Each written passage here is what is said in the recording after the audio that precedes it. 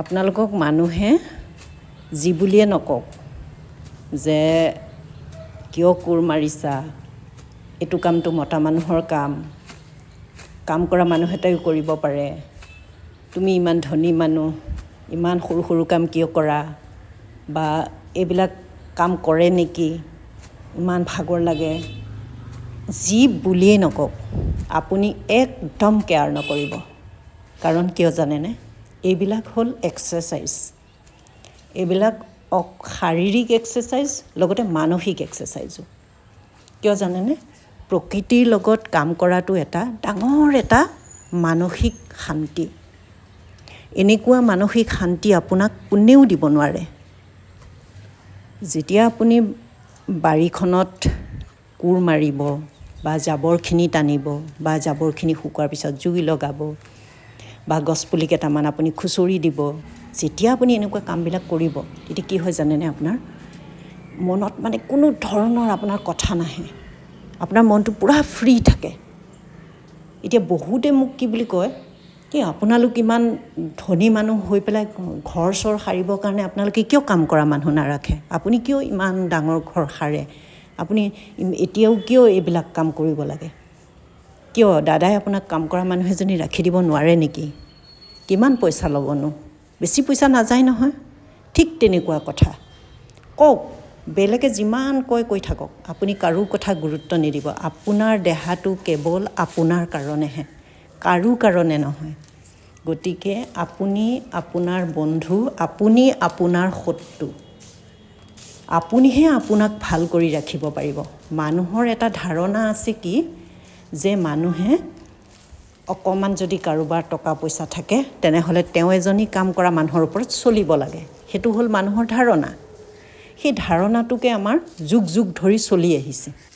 এইবিলাক কথাত গুৰুত্ব নিদিব দেই, কেতিয়াও গুৰুত্ব নিদিব। এইবিলাক একদম মানে মিনিংলেছ কথা। আপুনি আপোনাৰ দেহাটো যেতিয়ালৈকে ভালে থাকে, আপুনি যেতিয়ালৈকে কাম কৰিব পৰা হৈ থাকে, তেতিয়ালৈকে আপুনি নিজে কাম কৰিব। মই এই কথাটো শহুৰ দেউতাৰ পৰা শিকিছোঁ। শহুৰ দেউতা 106 বছৰ জীয়াই আছিলে, তেখেত মৃত্যু হোৱা প্ৰায় 5 বছৰ হৈছে এতিয়া। মই তেখেতৰ পৰা শিকিছোঁ, তেখেত কিমান সুস্থ হৈ জীৱন ত্যাগ কৰিছিলে।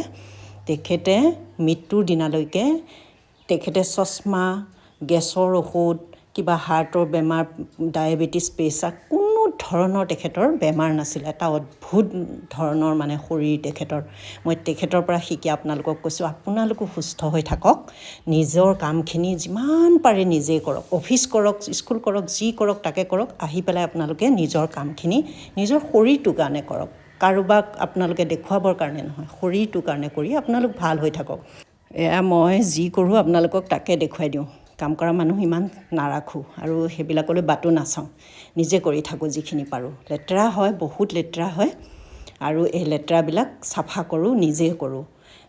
মানে একেদিনাই চব চাফা কৰিব নোৱাৰোঁ, মানে মাজে মাজে চাফা কৰি কৰি তেনেকৈ কৰি থাকোঁ। আৰু এয়া আৰু মিৰ বা কি টোপনি, ৰাতি শুৱা নাই নেকি? মই এতিয়া আপোনালোকক কামৰ কথা আৰু কৈ নাথাকোঁ। মই আপোনালোকক এতিয়া আপোনালোকৰ মনটো ভাল লাগিবৰ কাৰণে এটা আকবৰ আৰু বীৰবলৰ কাহিনী শুনাম, আৰু আপোনালোকে শুনক কাহিনীটো। যিকোনো কাম আমি আনে কৰিলে ভাবোঁ সহজ, আৰু নিজে যেতিয়া কৰিম আমি তেতিয়া কথাটো গম পাওঁ যে কামটো কেনেকুৱা। এতিয়া মই এই লৈ পেলাই এটা আপোনালোকক বীৰবল আৰু আকবৰৰ এটা খুব ইণ্টাৰেষ্টিং কাহিনী, যিটো মোৰ মনত খুব আহি থাকে আৰু মোৰ ভাল লাগে। মই ভাবিলোঁ কি আপোনালোককো আজি অকণমান কাহিনীটো শুনাই দিওঁ, খুব সৰু কাহিনী। আপোনালোকে কাহিনীটো নিশ্চয় শেষলৈ চাব। এবাৰ বীৰবলে আকবৰৰ ৰাজসভালৈ অহাৰ অকণমান দেৰি হ'ল। দেৰি হোৱাতে আকবৰে তেওঁক সুধিলে যে কিহৰ কাৰণে বীৰবল তুমি দেৰি কৰিলা। বীৰবলে ক'লে যে মহাৰাজ, মোৰ আজি বাচ্ছাটোৱে ইমান আমনি কৰিছে, মই মানে তাক মানাই থৈ আহিব পৰা নাই।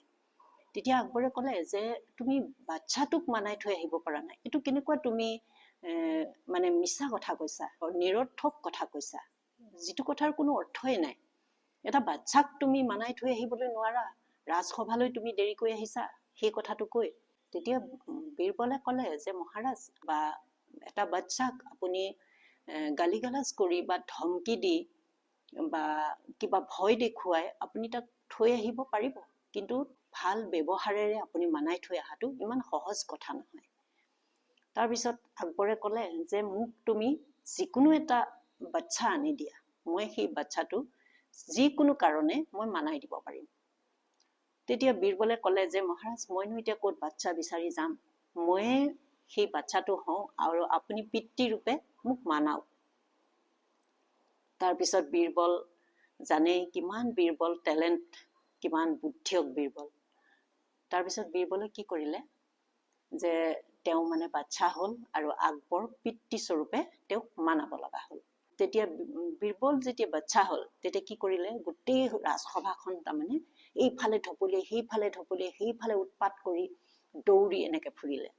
তাৰপিছত আকবৰে ক'লে যে নাপায় বাবা, তেনেকুৱা নকৰিবা। তেনেকে কোৱাৰ কাৰণে বীৰবল কান্দি কান্দি বাগৰি গ'ল।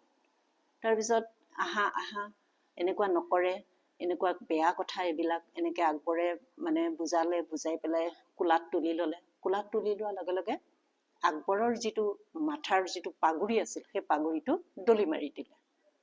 তাৰপিছত দলি মাৰি দি আকৌ পাগুৰিটো লৈ আহি পেলাই আকৌ সিফালে দলি মাৰি দিলে। এনেকে মানে পাগুৰিটো লৈ পেলাই খেলিবলৈ ল'লে।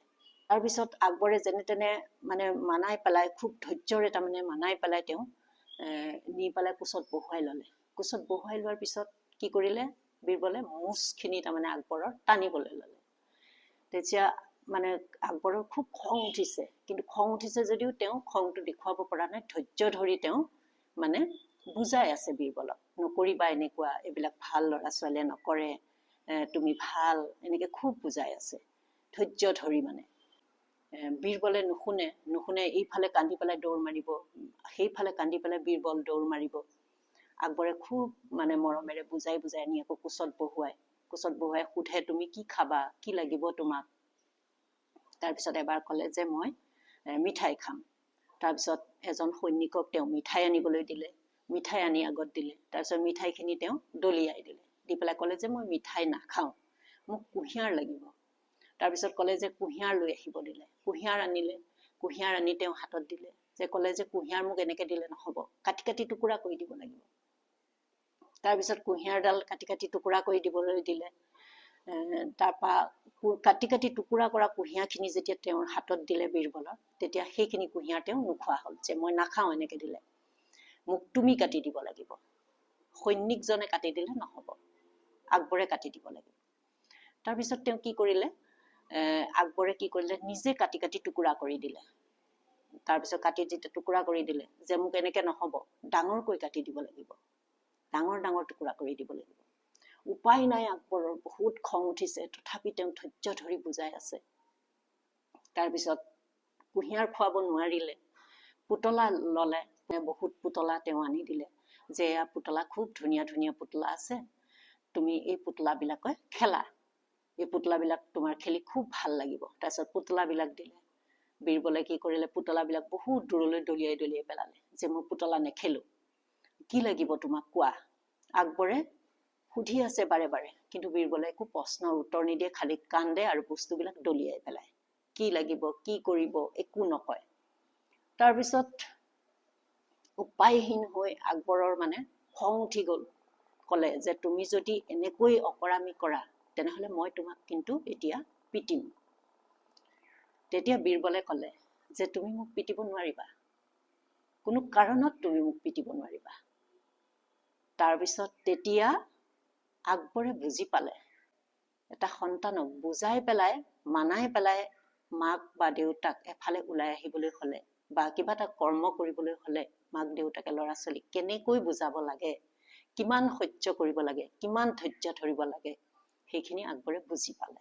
খুব ভাল, এইটোৱে হ'ল আকবৰ বীৰবলৰ মোৰ খুব ভাল লগা কাহিনীটো আপোনালোককো শুনালো, আৰু আপোনালোকেও হয়তো নিশ্চয় ভাল পালে। আৰু এই ভিডিঅ'টো ইমানতে সামৰিলোঁ। ভিডিঅ'টো কেনেকুৱা লাগিছে আপোনালোকে কমেণ্ট বক্সত লিখিবলৈ নাপাহৰিব, আৰু নতুন এটা ভিডিঅ'ৰে আপোনালোকক লগ পোৱাৰ আশাৰে আজিলৈ আহোঁ। তেতিয়ালৈকে আপোনালোক সকলো ভালে থাকক, হাঁহি থাকক, ফূৰ্তিত থাকক, আনন্দত থাকক।